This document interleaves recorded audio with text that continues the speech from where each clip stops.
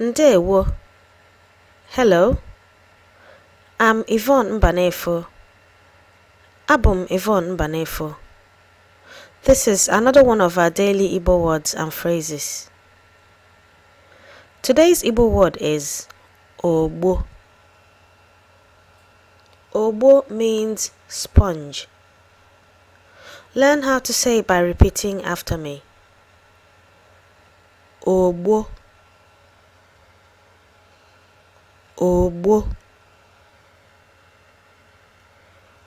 Ogbo. Examples of sentences using the word Ogbo are: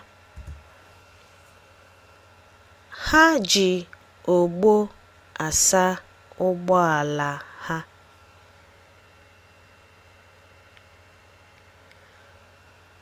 Ha ji ogbo asa ụgbọala ha.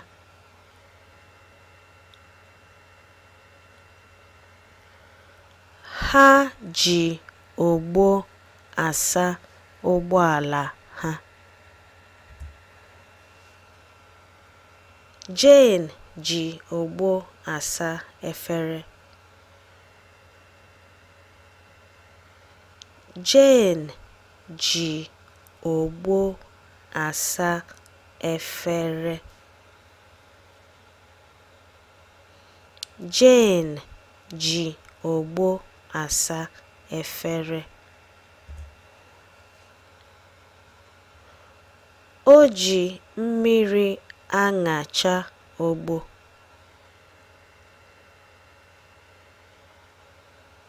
O ji mmiri aṅacha ogbo.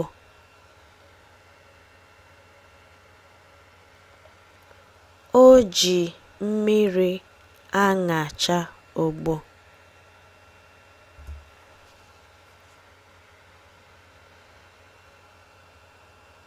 O ji ogbo ekwo ikpere ya.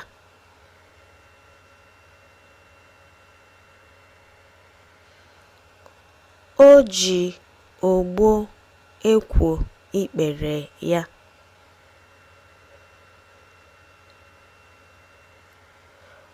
O ji ogbo ekwo ikpere ya. Ogbo. Ogbo. Ogbo. Aha m bụ Yvonne Mbanefo, and this has been one of our daily Igbo words and phrases. Ka o mesịa. See you later.